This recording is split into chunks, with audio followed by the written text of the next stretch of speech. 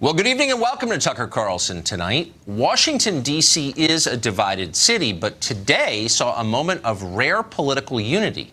Lawmakers in both parties came together in grave agreement that it was unfortunate, unacceptable, indeed threatening that President Trump would refer to poor and dangerous countries as, in effect, poor and dangerous.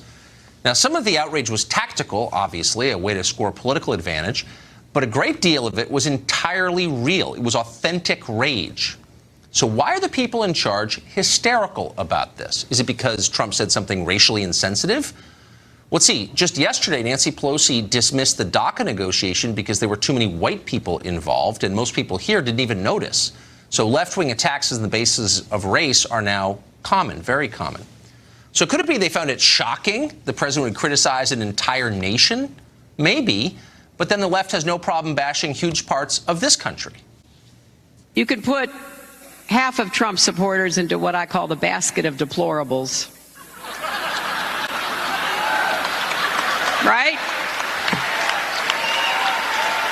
The racist, sexist, homophobic, xenophobic, Islamophobic. They get better and they claim to guns or religion or antipathy toward people who aren't like them. The five white guys, I call them, I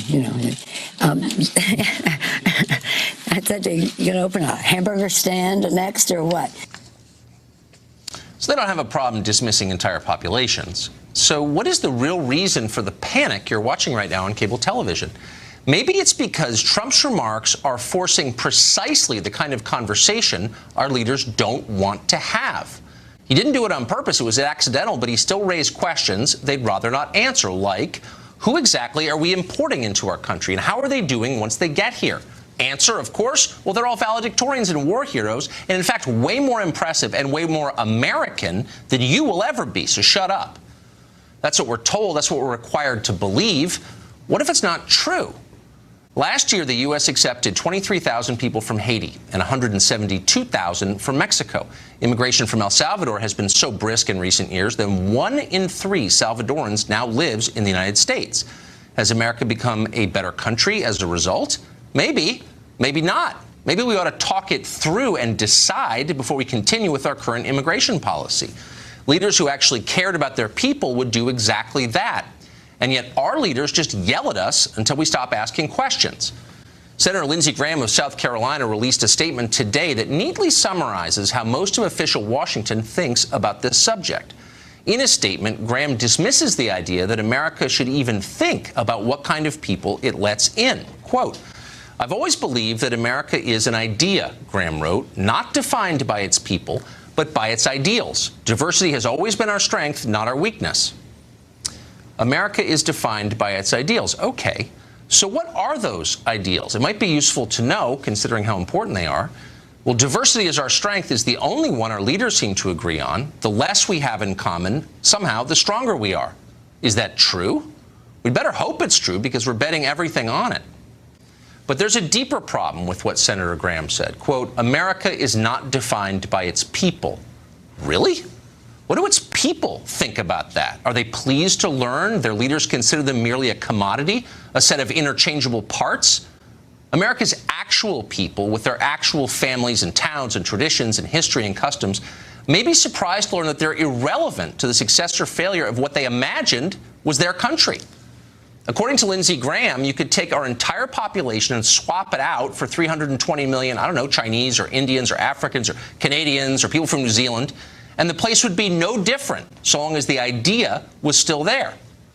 Does anyone actually believe that? How about we test that idea, starting with the U.S. Senate? Would South Carolina get the same representation from someone randomly selected out of the phone book? As Lindsey Graham would say, the Senate isn't defined by its people. It's really just an idea. And as soon as you start defining things by ideas rather than individuals, people become irrelevant. Jason Nichols is a professor of African American Studies at the University of Maryland, and he joins us tonight. Professor, thanks for coming on. Thank you. So this isn't a debate, from my perspective, over whether or not the president is vulgar. Yeah, he is. It's a much bigger debate about people and do they matter? Are people interchangeable? Are all populations the same? So if I took your neighborhood where you live and took out everyone who lived there and replaced them with other people from somewhere else, would the neighborhood be the same? So, first thing, since you said it's about people, I do want to mention a couple of people. I'd like to mention U.S. Army Sergeant Mario Nelson, who gave his life for this country. Mario Nelson was born in Haiti. Yeah. He left a 3-year-old daughter who's now a teenager. If she's watching this show, I want to give my condolences. But he gave his life for this country. My friend Paul, who his very good friend, while he was in Afghanistan, died in a rocket attack.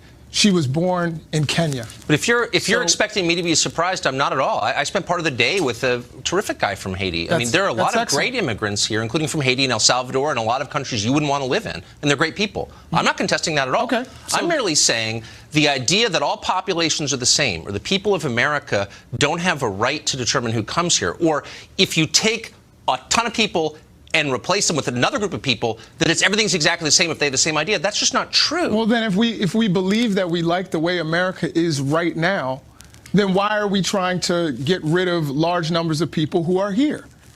Well, I don't know, but I guess that's and again, I'll mention one other name. My friend, but look, we could play the I know an impressive immigrant game.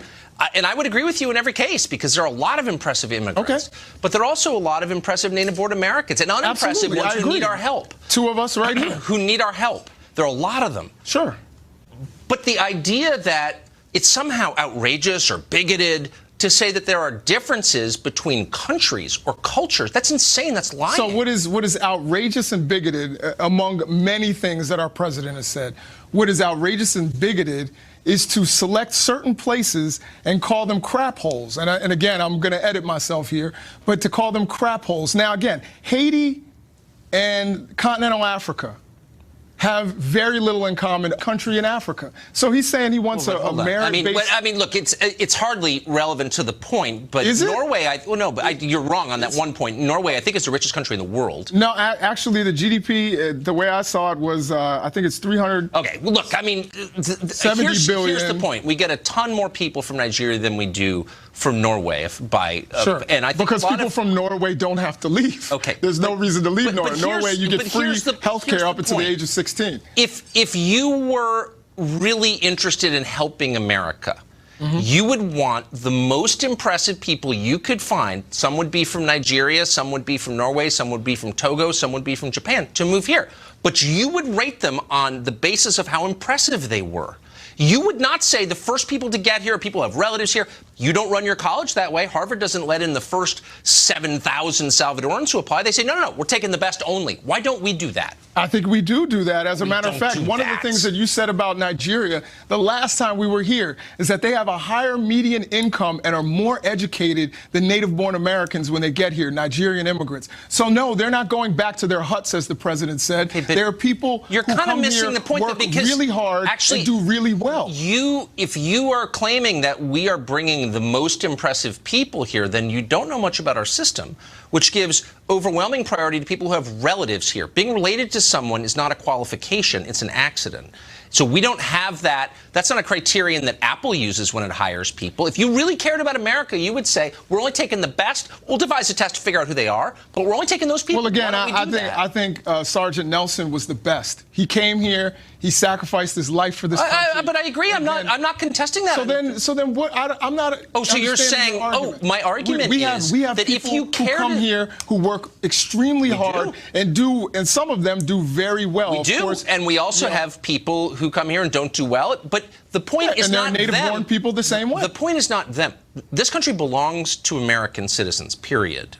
Okay, so that's where we start.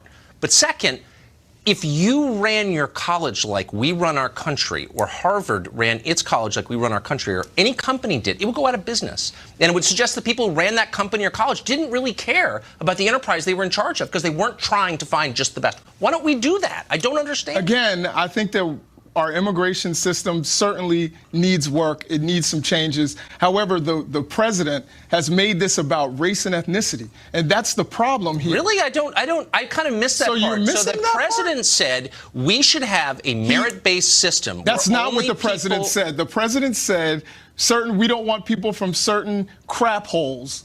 And was referring to the African continent. No, he was saying that our immigrant. Look, I'm not here to defend. You are correcting his statement.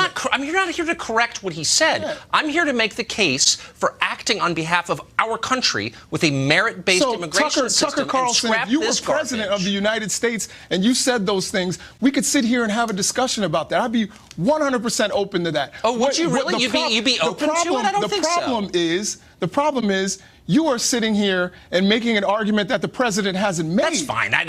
Look, I think as a general matter, we pay way too much attention to the brain droppings of the president. I'm making a case. He's the president. He's the president. But there are a lot of other people. They have real consequences. The White House has issued its plans, which have been rejected out of hand by Democrats, which would end chain migration, make this a merit-based system, end the diversity lottery, and install E-Verify universally. So we're not giving jobs to illegals. Let's talk about some of the other things. What's wrong with those ideas? Let's talk about some of the other things that this administration do you agree with doing. those ideas? The administration right now has taken it.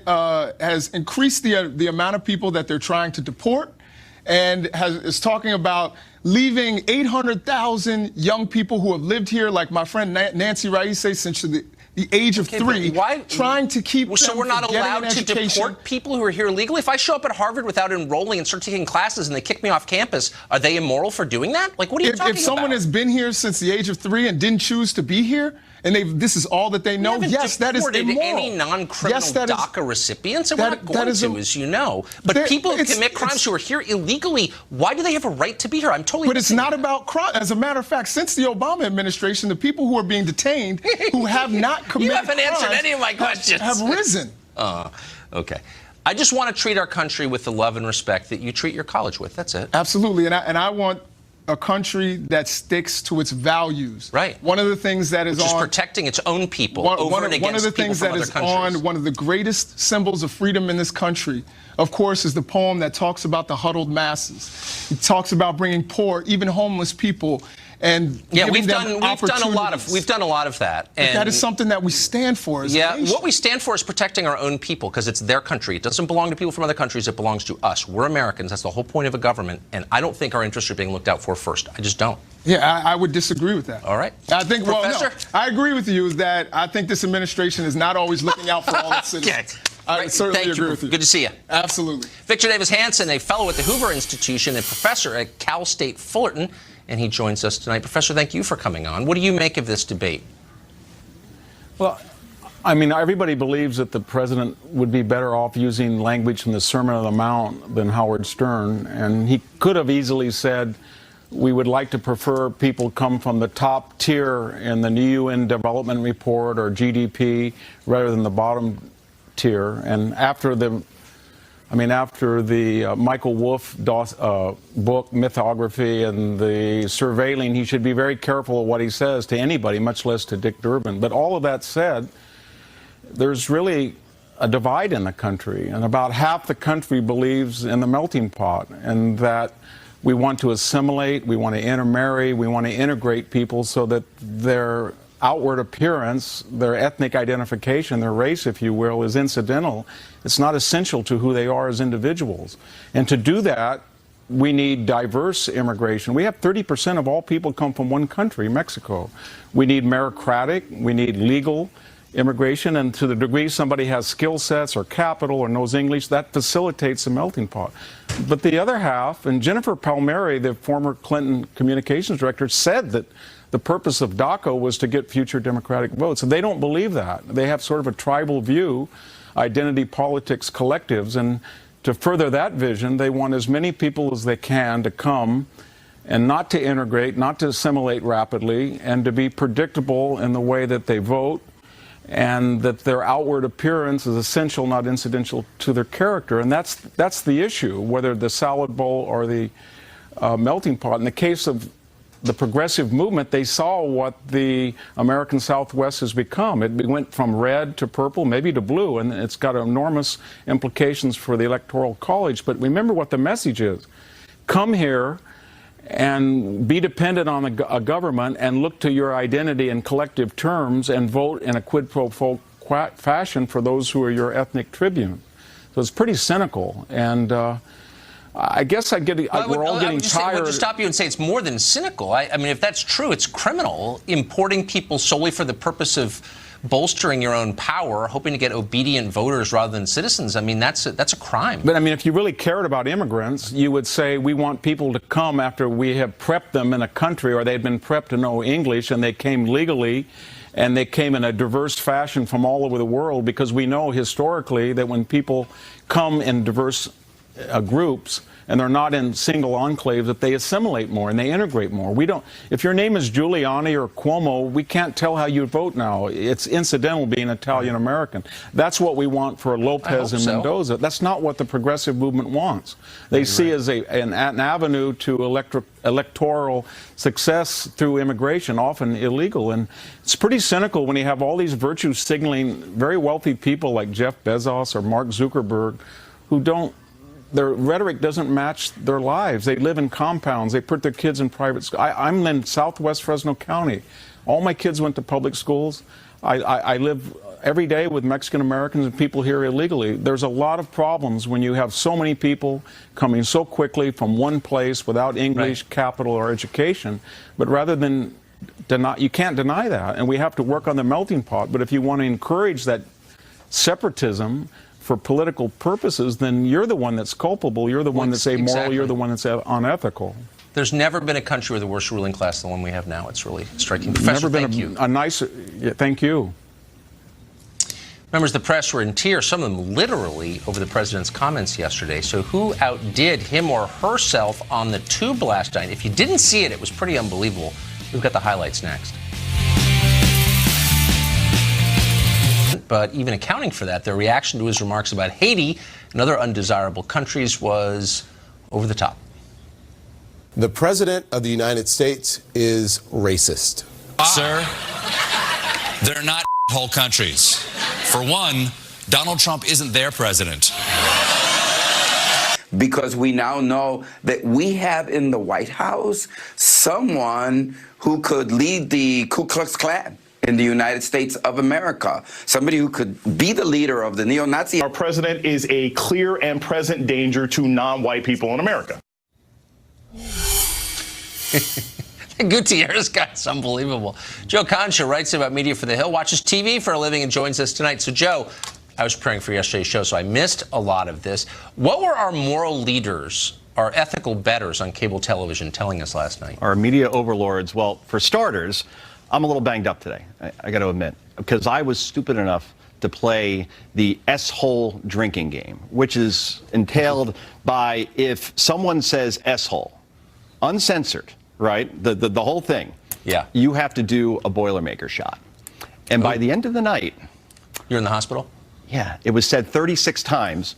So I actually did 36 Boilermaker shots, which meant I got to see the afterlife, which is glorious, until the EMT brought me back. But that was the thing, right? It was an attention prop that if you're going to use S-hole in a report, quote it once, it's verbatim, I get it, do it. After that, it becomes simply a matter of, hey, look at me, I'm being edgy, I'm swearing on the air. And on one network alone, it was said 36 times for effect. It's interesting. I mean, look, I can understand why people, are offended by profanity or offended by what the president said. Was there any conversation, though, about what it meant and about the implications for the country and the debate that underlies it about who should come here and who makes the country better and who doesn't? Was there any conversation about that at all that you saw? No, it was primarily a matter of, am I more morally virtuous than you? Yeah. That's what debates come down to now. It wasn't like, okay, is this an economic argument that the president is making? Is he sticking up for the American worker, or was it a racist statement? And you had one argument over on CNN, and it was between Rick Wilson, who's a GOP strategist, like a never-Trumper, and then John Fredericks, who hosts a radio show in Washington, conservative, right? And this is what Wilson said, and I'm quoting here. He said, after they go back and forth, and Fredericks is trying to say, look, we got to bring better people into the country, mainly making your argument, right? Yeah. And Wilson's just yelling at him, saying, no, you're a racist, and why don't you just go to the Home Depot and put a white hood on your head? He then says this. He says, I would like to gut you like a fish on this show. Gut you like a fish. And that's what passes now for debate in this country. We got to insult. And guess what? He got big headlines, Rick Wilson, for saying that. So in other words, you're a bad person, I'm a good person. But so is that the whole point? Was there no attempt to kind of explain what this might be about or the implications for viewers? Or was it all just this moral preening by maybe the single least impressive group of people in the entire country, cable news people. Is that all it was? Which includes us. Yeah. Look, it was a panel that was kind of hard to follow because everybody's yelling at each other. Don Lemon, give him credit, he stepped in and said, look, that's enough after the gutting thing. But it's just very hard to follow, and really it was a matter of just people yelling past each other. No one wants to exchange any ideas anymore. People just want to bring attention to themselves by being the loudest voice in the room. Boy, it's so unimpressive. Joe, thank you. No, thank you for that depressing update and for doing the work that we don't want to do and watching that stuff. Thanks rehydrate, a lot. Tucker. That's the whole trick right now. Rehydrate. Newly released testimony from the founder of Fusion GPS indicates that company tried to derail the FBI's Clinton investigation. Truly, the author of Clinton Cash is here with details next. Stay tuned. Unintended revelations for Democrats, though. For instance, Simpson's testimony suggests that even as Fusion was encouraging an FBI investigation of Trump and his campaign, it was also trying to hinder an investigation into the Clinton Foundation. Huh? Peter Schweitzer is very familiar with subjects like these. He wrote Clinton Cash. He's an expert on all the arms of the vast Clinton nonprofit and profitable octopus. He joins us tonight. So, Peter, tell us what this transcript suggests. Well, what it suggests is that Glenn Simpson did not like the fact that the FBI in August and then later October was looking to reopen the Clinton email investigation. And in fact, he testified that when he heard that the FBI was considering this, that he contacted the FBI. He encouraged other journalists to contact the FBI, and his partner, Christopher Steele, the ex-British intelligence officer, stopped cooperating with the FBI on the Trump dossier. This is all according to Glenn Simpson himself. So it raises questions, about who this guy actually is. He's not the sort of disinterested fact finder who was sort of shocked and appalled by what they found regarding Trump, that he was actually doing the bidding of his client, which, as we now know, happened to be the Hillary Clinton campaign. But the broader bidding, not just, so my understanding was here's a former newspaper reporter hired to dig up information on her opponent. That's pretty conventional. That happens a lot during campaigns. Right. But this suggests that he was, in fact, a partisan trying to help the Clintons in another arena entirely? Yeah, that's exactly right. And look, he continues to use the term, Simpson, that this is sort of opposition research. Tucker, you and I have been around the block in Washington for a while. That dossier was not opposition research. Opposition research is only useful if you can gather information and then give it to the media, and the media can replicate it. The Trump dossier was all anonymous sources, based on 2 to 3 iterations. It was shared with newspaper reporters, but more specifically was shared with the FBI. And the whole process shows how terrible the sausage making was in this case. Fusion GPS is trying to intervene in a possible Clinton Foundation investigation, Clinton email investigation. They're pushing this product that Simpson admits in his testimony he never verified, he never attempted to verify. It just really shows that what his job was to try to wreak havoc on the Trump campaign and help Hillary Clinton. By initiating a federal criminal investigation into the Trump campaign, not by digging up usable oppo. Yeah, that's exactly right. And so what they did is, in a couple of stages, they shared this dossier around with media outlets. Then they took it to the FBI. And of course, keep in mind that we know of at least one senior Department of Justice official whose spouse was working for Fusion GPS. But once they share it with the FBI, they then leak further that the FBI is looking at the dossier. So in effect, it's a twofer from that standpoint. You shouldn't use the FBI as a component of your campaign. I think we can all agree. Peter Schweitzer, thank you for that. That was really interesting and really dark. So I'm grateful that you explained that. Thanks. Well, Democrats have often suggested, and their allies in the press have amplified the claim, that the White House has somehow been taken over by Russian agents. So why did they just vote to extend the president's surveillance powers? Wouldn't that be helping Putin? We'll ask one of the Democrats who didn't do that next. Russian collusion narrative. They've demanded and have pushed along a massive year-long investigation into this collusion, which supposedly happened, because they say they fear the highest level of the American government was penetrated by a de facto Russian operative. Okay. Well, imagine how surprised we were then to see how both of them, Schiff and Swalwell, voted yesterday. Both of them voted to reauthorize the Foreign Intelligence Surveillance Act, FISA. That bill gives the executive branch sweeping powers to monitor even U.S. citizens. It's an astonishing power to reauthorize when the president himself, you believe, is a foreign agent. A cynical observer might even conclude that all this concern about collusion is just theater, not reflecting their actual beliefs, but we are happy to believe their fears are genuine. Yesterday's vote wasn't cynical. It was Schiff and Swalwell being just irresponsible. One Democrat who did not vote to continue mass government surveillance, good for her, was Congresswoman Tulsi Gabbard of Hawaii, and she joins us tonight. Congresswoman, why didn't you vote for this? For a few very simple reasons.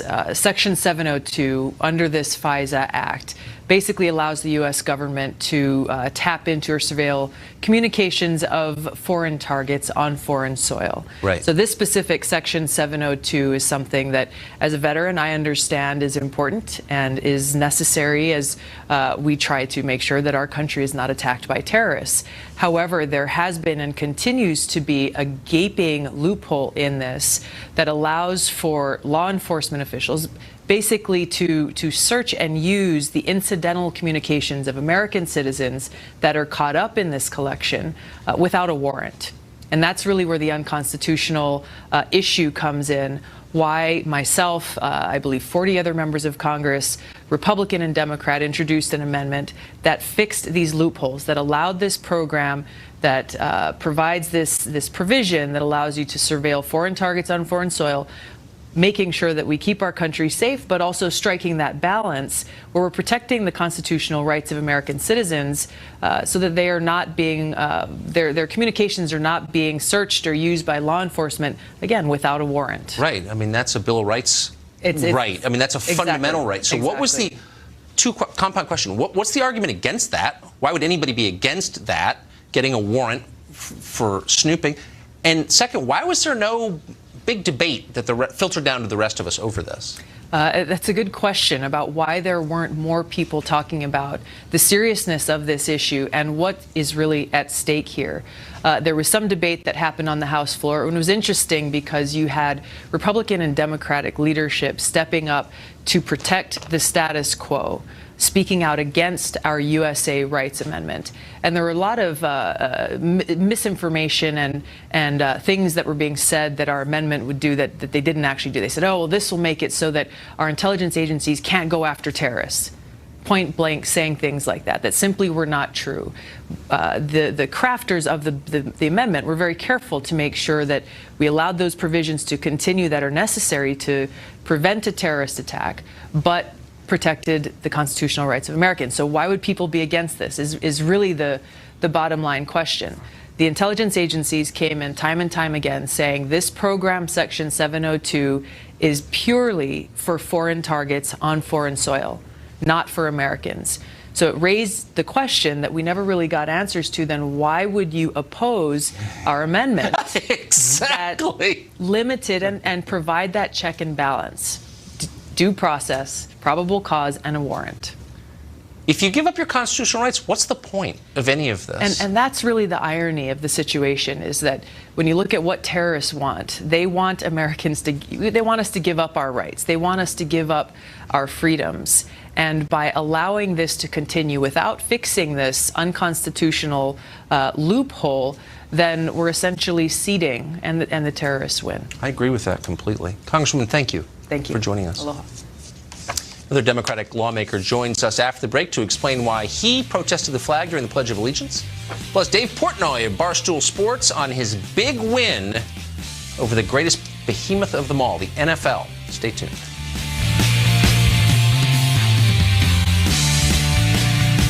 Your brain changes as you get older, but